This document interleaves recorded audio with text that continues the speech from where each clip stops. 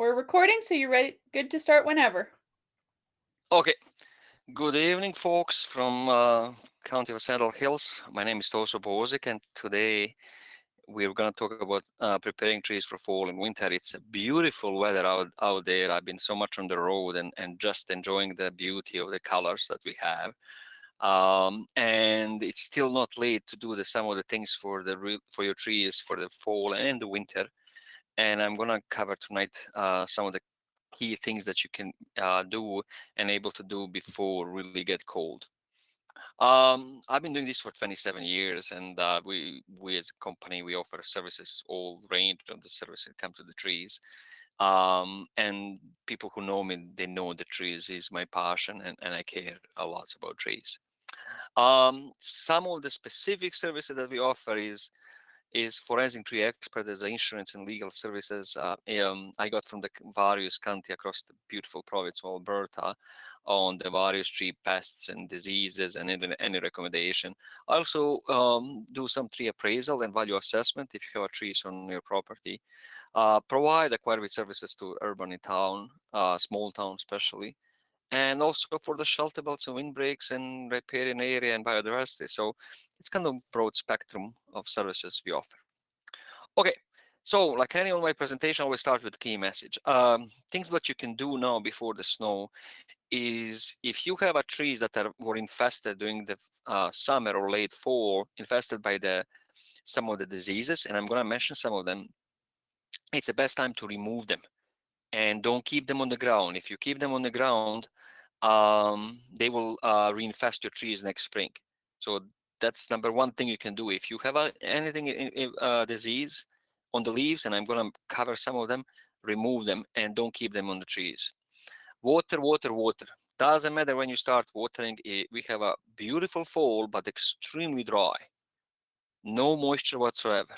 And if you don't water your trees now, your roots will starve during the winter, and many of them will be killed, and that's where you might lose lots of trees. I'm gonna show you a very simple method how to do it properly. Unfortunately, lots of people don't really water the trees properly, and it's relatively simple.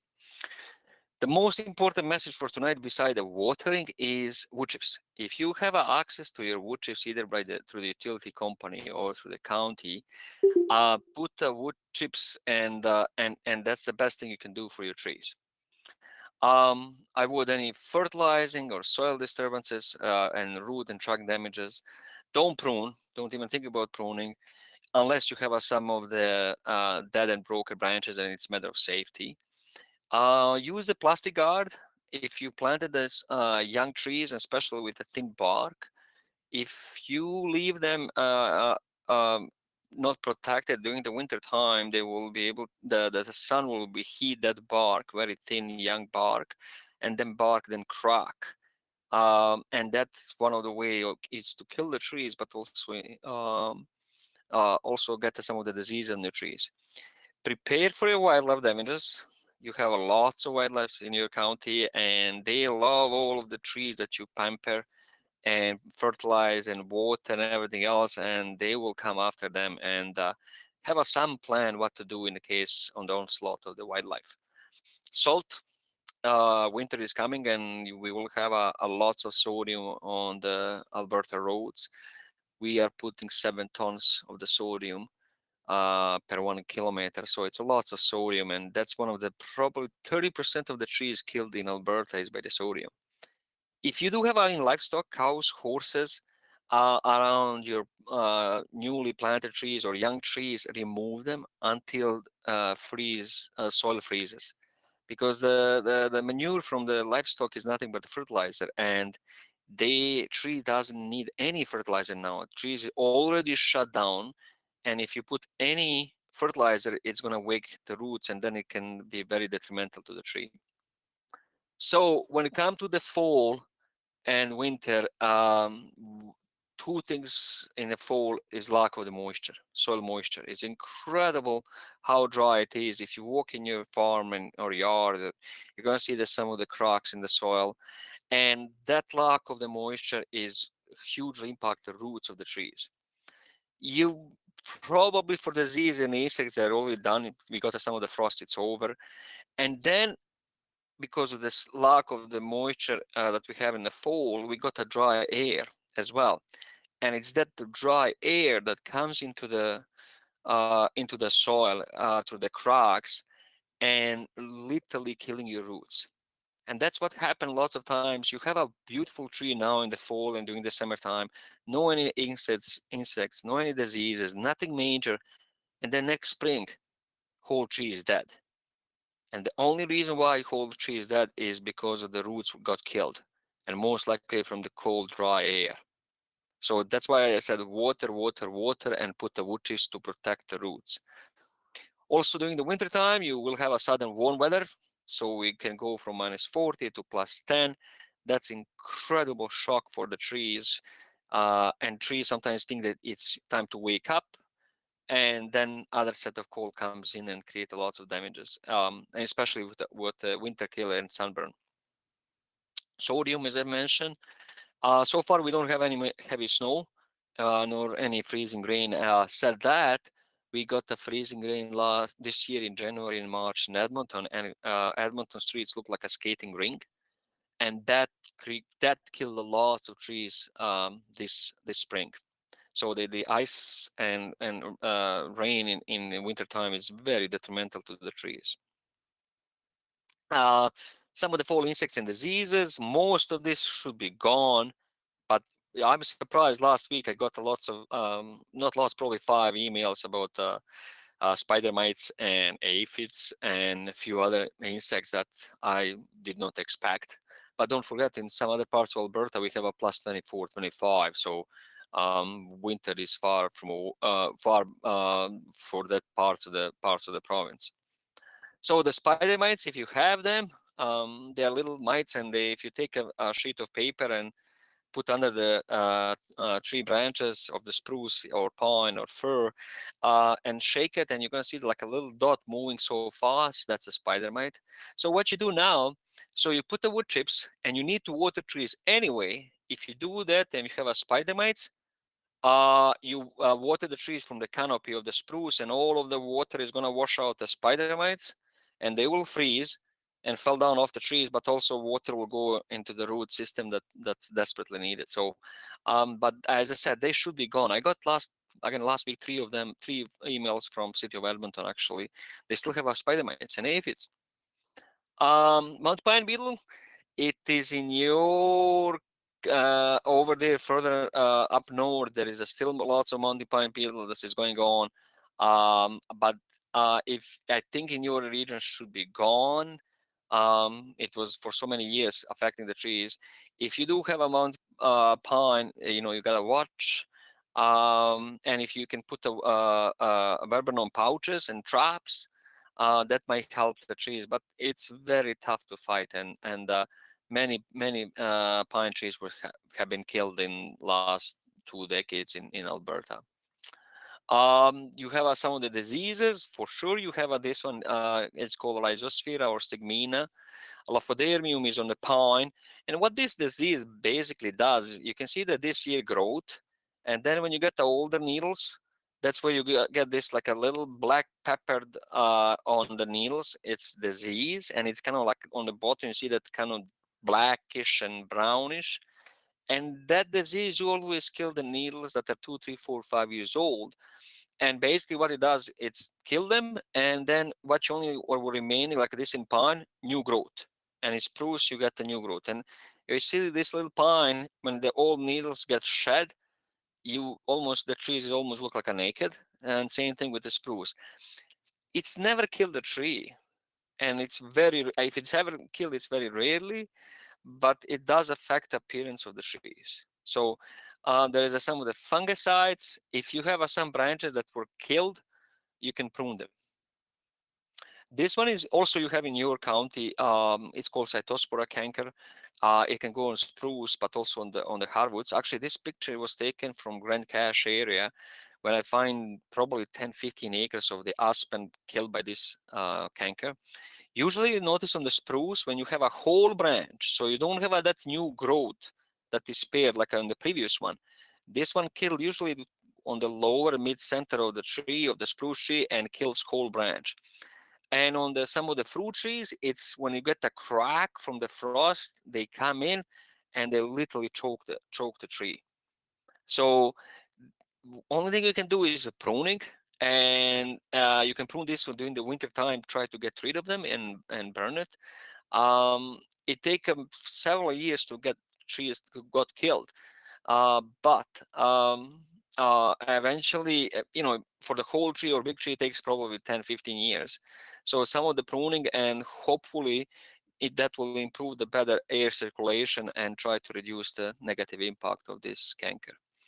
Poplar leaf spot. My poplar trees are still having the green leaves, and I'm looking them. And if you see this like a black blotches all around, it's this disease.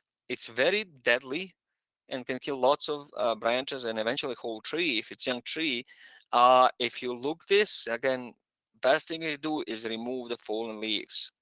Just remove them. And if they are heavy infested, you might remove the whole tree to try to save the other trees. So again, this is the things, you just pay a little bit attention. If you see these blotches, um, you might rake them and remove them. Same thing with the bronze leaf disease. That's the other disease that is usually go in Swedish aspen and towering poplars, and they get that bronze color with the green veins. So how sometimes in this time of year you can recognize that all of the other leaves fell off except the leaves that were infested. And in this particular case on the bottom, it's the whole shelterable got infested by this, and within 2 years, all of the other trees are gone. Because of the situation on the bottom, I always said people don't plant monoculture. Don't plant one species. Plant as many as you can. And if you see this disease that is really cover whole tree, don't chip it, don't compose it, or use for material for the fire. Put in a landfill or burn it. That's the thing you can do now in the fall. Melanspor leaf rust. This was picture taken in cemetery in Stettler, and it was in June, I think, July, and whole big poplar trees were infested. Like you can see here, this yellow color rust, and it was like heavy, heavy. Uh, if you've seen it, and again, don't when you come close to your nose, don't try to inhale. It could be very unhealthy for yourself. And again, if you see it, rake it and burn it, and you might do down the road some of the pruning to get the more air and again avoid the monocultures. Fire blight is gone, but it's very deadly. It's bacteria, and usually come when you have like a this dense crown with the full of leaves and twigs and temperature plus 25, 28, and lots of moisture. They can wipe out whole tree. And if you have that during the season, you prune them and sterilize your tools. If you already have them few branches, you might now take a tape and tape it, kind of put around the twigs, and then during the cold winter, just come and cut and do the proper pruning. You don't need to sterilize during the cold winter. So for the dry fall, what to look for? You probably 2021 was horrendous, and this all of the pictures were from 2021. 2022, we still have a very dry year, folks. Don't have any illusion. I've seen so many trees, especially in the peas, it's still suffering. When you see the aspen trees like this, and on the edges is brown over there, it's a we call leaf scorch, and it's from the drought. I've seen the many trees, coniferous trees get killed as well. And one of the danger of the drought is not that we had most of the trees will killed in 2021. It's going to be 3 or 4 years down the road. That's why you're going to notice lots of mortality. You're going to see that your tree is looking like this. Center of the tree is lots of leaves, but on the edges, all of the leaves are gone, and it's very, very deadly. So how the works is defined over the extended period and of time, and there is a drought that we always see above ground, but the most dangerous drought and most dangerous thing is for the tree is the roots, is the soil drought, and we have now that in the fall. So it's the roots are the engine of the trees, and if they don't get enough moisture above ground, it's going to suffer immensely. So the symptoms of the drought, there's a many of them, and many times this is a very difficult to find out what is the symptoms of the drought compared to some of the herbicides damage, compared to some of the other insects or some diseases. So, or even sometimes too much water also have a certain very similar symptoms. So it's very, you know when it's very hot and everything else that you have a drought. But again, sometimes don't get confused. You might have a spraying and you might have some other things that's going on with the trees, not just the drought. But again, mostly marginal leaf scorch, capping and curling and rolling and yellowing and browning, dropping leaves prematurely, cracks on the bark, small leaves. It's also a very indicator of the, if you look your leaves of your tree of this year, because of the 2021 drought, I can guarantee you most of your trees will have a smaller leaves because of the very severe drought that we have in 2021. So here is what is the danger of the drought. Droughts incredibly stress the trees, whole trees. It's not just a needles and branches and trunk and roots, everything. And then when you get to the foliators, in your area you have a lots of forest and caterpillar, spruce, budworm, and few other things that they will come and totally strip your trees from the leaves. And then after that comes some cankers, some wood borers, eventually root rot. One of the notorious one is armillaria.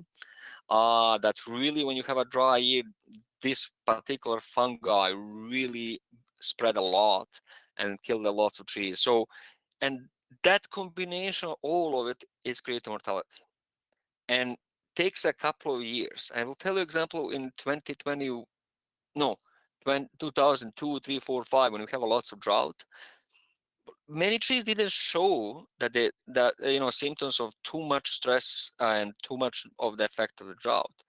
But then in 2007, 8, 9, 10, I've seen a huge amount of trees dying, and that was the results of the drought. No insects, no diseases can do that. So it's that stress, and everything else come after that. So with the soil, that's what I always explain to people. What you see on this picture, above ground is a sugar factory. Leaves produce the photosynthesis produce the sugar, and sugar flows just under the bark and feeds the roots. In return, roots provide the water and minerals, micronutrients as well. And if you damage above the ground, roots is gonna suffer. If you damage the roots above the ground, is gonna suffer. But when you have a drought and all of those roots with the fine hair, they dying out, they are shrinking. And also soil, water in the soil is contracting and doesn't let the easy way to roots to access to it.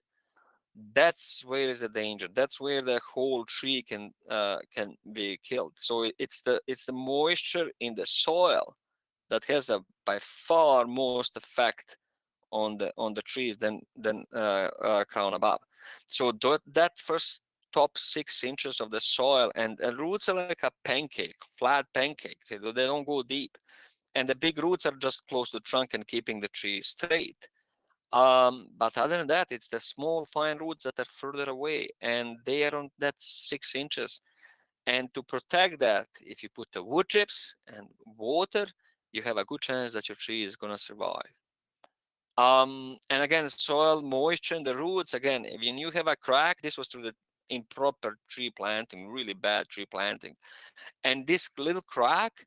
And now, as the winter is settling in, the cold air comes through this crack or natural crack you might have, and that cold air is basically freezing the water in the roots and creating the ice crystals, and that what rupture your roots and kill the roots, and suddenly whole tree is dead.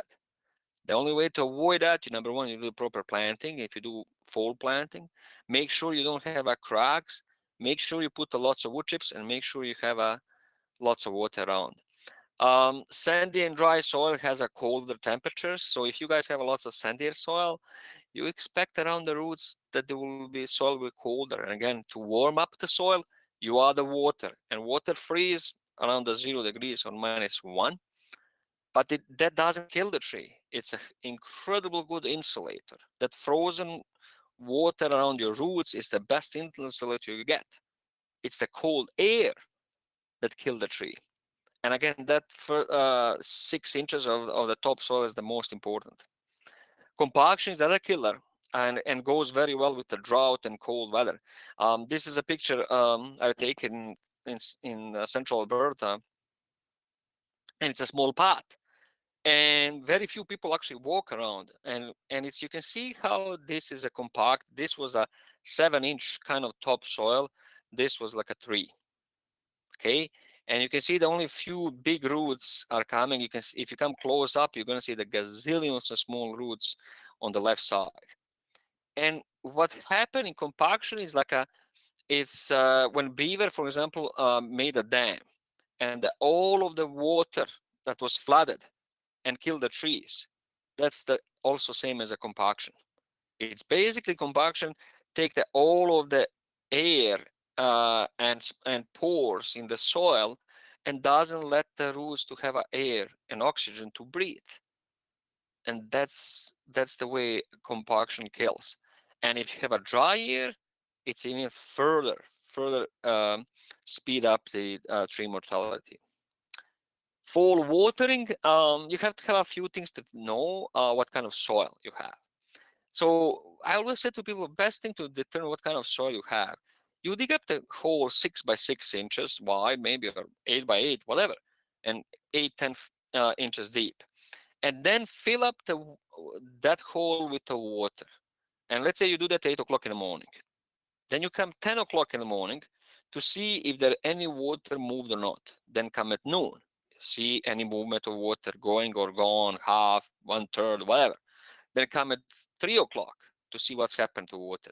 If you come at 5 o'clock and very little water is left, you have a very relatively good soil and mostly sandier soil. If you come at 5 o'clock and only a few amount of water left the hole, you have a heavy clay. And each of them respond differently. Therefore, if you have a heavy clay, you have to be careful how much water you do. If you put too much water, water is going to stay in that 6 inch of the topsoil and again drown the tree, deprive them from oxygen. And so you got to be careful on that. If you have a sandier soil, you know very well that water going through the sand, so you might need the watering more frequently. Every tree species, so you have if you have a willow, ash, elm, poplar species, all of them are water loving. But if you have cedars or pine, and they like sandier soil, they don't like too much water, they don't like wet feet. Siberian larch, they like dry feet, while native tamarack that you guys have in your county a lot is like the wet feet. Spruce, generally speaking, doesn't like too much water, but doesn't like dry either. So you have to understand what each species prefer. Do you have available water? I think for most of you do. How are you going to deliver? For some of you might be the cost as well issue. So in the fall watering, I don't think so. You have a lots of problem with the sodium, but if you do, check your water for the sodium. You don't want to water your trees with a high sodium, because basically you put a salt, and salt is a killer. If you want to prioritize, go with the young trees, but don't forget the big one. They need water. It's very dry fall. Soak them slowly, slowly, slowly, slowly. Don't flood them. How to check the moisture? As I said, you can dig up the hole or take a metal bar and put inside of the soil and pull it out. If you have a soil around the metal, it's enough water. And if it's dry, then you don't have enough watering. Slow and deep, and again, mulch, mulch, mulch, mulch, mulch. As I said, water your trees right now, just before the total freeze. How much water? Well, there's no science there. You can water. Americans spend a gazillions of dollars to figure out what's the best watering, and actually, this is just rule of thumb. It's really the best thing you can do is dig up the small little holes and figure out how much water stays or goes in your soil, and then you're gonna get some of the sense how much water you need. Where to water? This is a very common mistake a lot lots of people do when they water trees. They'll take a hose or some kind of watering system, and right away they put around the trunk. That's the last place where you're going to water your trees, because the root around the trunk is just keeping trees straight. It doesn't let them fall down or collapse. It's the, if you can see, it's like a pancake. The further away you put a watering system, the better it is. And we use the called drip line. So if you look at trees and you draw the kind of vertical line of the furthest reaches of your branch of the tree, and from there you start watering. So don't make that mistake. I can take a hose and right next to the trunk. You're really doing not much good to the tree. It's this small fine roots or roots under lots of small tiny root hairs. They are the most important. And once you put them lots of water on them and they freeze it, it's insulated. And even better, if you put the wood chips on top of it, you have a almost double insulator of your roots. And as I said, it's the root that needs to survive the winter. It's the winter cold air that kills the roots and kills your trees. So if you want to put 4 to 6 inch of mulch, absolutely put that like this on the left side. If you have a few trees, make donuts, don't make a volcano, because if you put a volcano, all of the moisture from the wood is going to go into the bark, and the fungi will develop and basically griddle your bark and griddle your tree and kill tree. So always make a little bit space between the trunk and the wood chips. Okay, here it's little space. You can see over there, 6 inch or 7 inch. They made a space, and still wood chips are doing the good job. Again, if you have an arborist, or I don't know, in the county might have a wood chipper.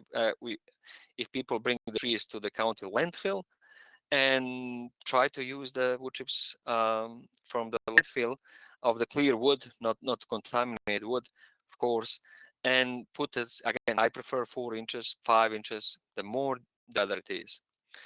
And the biggest benefits of the wood chips is protect the roots from cold air and winter freezing. That's what it does. So, and in summertime, when we have a drought in 2021, if you put a lots of wood chips, and even though it was very dry, you you remove it with your hands and go and look how much moisture is wood chips. You will be surprised how much moisture wood chips still provide the trees, even though it's plus 30, 35 outside. And it also, what it does, once you get a natural rain on your water, it slowly provide the moisture, the roots, and retention. And especially in the dry fall, it's to provide a retention of the moisture that you put during the dry fall. So also moderate the temperature. If you put a wood chips outside 35, they will reduce the high temperature and protect the roots. And as I said, it's reduce the root stress as well. Animal damages. I know in your county you have plenty of them, from porcupine, deer, moose, and other things. They can chew, bud, browse, all kind of things. They can damage your trees. So be prepared for that. This is one is gone. Lots of people they complain about this one, but actually it's very beneficial for hummingbirds.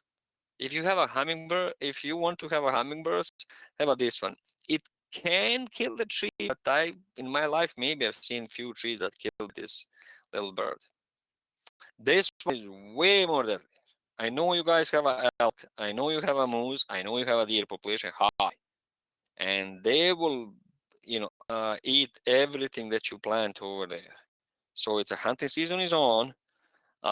Get as many as possible hunters that you can shoot and scare them off from your property and discourage them. If you have dogs, they some of the dogs are very effective in keeping them away from your trees. And if you do have money, putting some fencing or electrical fencing would be extremely beneficial for your especially young trees. Porcupine, it's another one that during the winter time makes us lots of damages, and not much you can do. And some people, unfortunately, they shoot the porcupine. See if it's only a few trees, you might do it, and sometimes it takes a long period of time to get killed by the porcupine stripping the bark.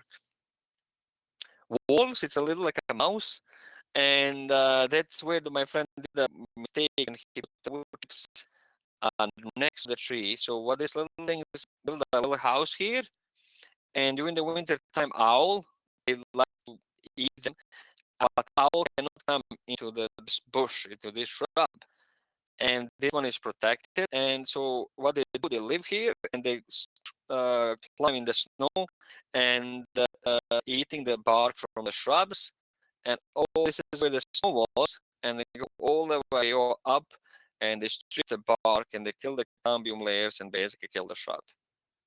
And that's basically moving away wood chips from the contact with the branches. It's also to try to avoid the problem with little rodent. Winter kill and sunburn, you guys have a lot. Oh, actually, all across Alberta, and uh, and usually it's happen in late winter, um, probably February, March, and usually southwest exposure. And so if you can see here, you see that it was actually whole thing was totally brown, and now it's like totally green. And on spruce you have lots of this winter kill. So what you do, you take a gloves and come close to inspection, and you look where the little buds are and touch with your fingers. If the buds are still green and they are still kind of moist and sticky, they will flush out.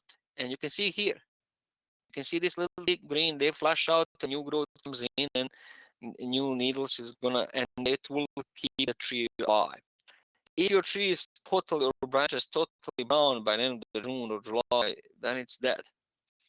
And if you've got parts of the tree, hit by this winter kill or sunburn, the only thing you can do is actually put fertilizer in the springtime and water them and water them. And again, put the wood chips in the fall and water in the fall as well. Winter dieback, when some of the species, they grow so fast and the branches are very succulent, and they don't shut down for the winter, then cold things comes in and take all it out. Pruning, and in your area, plant some of the trees and shrubs that are hard enough to sustain the cold winter. Salt, as I said, probably 30 to 40% of the trees in Alberta, in one way or another, together with the drought, it's killed because of the sodium. And sodium is killed two ways. When you spray it, the sodium burn needles of the trees. The most dangerous part is that when the sodium it gets in the soil, when the soil melts, and all of this sodium is gonna be close to the trees. Eventually, after 3 or 4 or 5, 6 years, you're gonna have so much sodium in this tree that it start dying and will be gone. So be careful with the sodium. If you have a lot of sodium, there is some of the tree species that are salt tolerant, and has the fact sheets on that. In your county, you can use it. And spruce is notoriously susceptible to the sodium damages. So don't put a spruce if you are along the highway or where they use for the dust control. Sunsclad, and this is what I was telling. Some of the species like ash, elm, maples, birch, cherries, and all of the fruit trees. During the winter time, sun comes on south and southwest and heat the bark of this young tree, and really the bark start warming up. And then during the night, cold comes in, and that's where the bark cracks and cracks and cracks. Eventually makes a crack, and that it's very detrimental to the tree. And then fungi comes in. So the only thing you can do is little plastic here on the bottom, from the soil all the way to the first branches. Put a wet plastic, and they put them now around your fruit trees or around the young trees, and then in May take it out. Because what happens when the sun hits this plastic doesn't warm up the bark, and it's actually reflect off the plastic, and that's one of the way to protect the young bark from the sunsclad in the winter time. Fall pruning, don't prune. Only dead branches, broken branches, and safety. That's it. If you have lots of dead branches and trees on your shelter, you might actually do the removal in the winter time and be prepared for the spring for the potential for the fire. Um, Three-way cut, if you cut one first undercut and then the second cut to take weight off and keep this called the branch collar. This is the most important part that you have to remember doing the pruning. Don't damage this. This is a special cells that is protecting from the fungi to come into the shrub.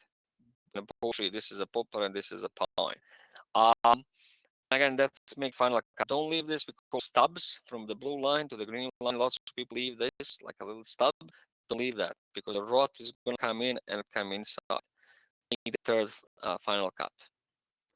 Avoid any fertilizer. On the right picture, if you have wood chips, you would never damage the roots. This is damage from the lawnmower and weed whacker. And if you put the wood chips, you don't come up with the equipment and damage the root. Because when you have a damage like this, it's the fungi that comes in, or some of these also some of the insects can come in and basically kill your tree or damage the roots. You're going to have a problem with above ground. Don't do any disking either. So if you look my key messages from the beginning, I hope tonight, and if you're gonna watch later on, um, is remove your infested leaves if you know you have infestation by certain diseases. Water, water, water before freeze. Water properly. I hope you got that message. Don't put a hose next to the trunk. Put where the furthest branches of your tree are reaching, and that's where you start watering. Chips, chips, chips. Wood chips is the best thing you can invest for your trees, not just for winter and fall, but also for summertime. It does incredible job doing the drought in summertime. Don't fertilize right now. Don't do any soil disturbance and root or trunk damages. Don't prune unless you have a trees infested or or safety. If you can afford, use the plastic guard to protect the bark of your young trees, especially if you have a fruit trees that you get a lot. I know you have a lots of wildlife, so I don't know what to say. Yeah, I probably know way more than I do how to protect your trees from the wildlife. Salt, be totally aware of that. It's notoriously killer so many trees. And if you have a livestock, horses and cows, remove them until freezing. When the soil freezes, and then you might bring them back to around the trees. But don't forget, you're going to have an issue with compaction. And compaction, as shown in the photos, is literally killing the roots and depriving the roots from the moisture in the air. This is my email and contact. If you guys in Saddle Hill County have any questions, your county graciously pay me for annual fee to provide the services to the county. So what you do, folks, in the county of Saddle Hills, contact Karen. She's amazing agriculture fieldman and doing amazing job in the county. And she will take all of the information on the trees. So whatever information about trees you have, contact her and she will contact me and I will for sure respond back to you within 24 hours or probably sooner and help you out as much as I can to solve if you have some issues with trees. I would like to thank County of Saddle Hills and Karen to putting this webinar and recording. So recording will be available at the county website, and you can watch this if you have time to spare 45 minutes if you're interested in the how to preserve the trees during the winter time and fall. Thank you.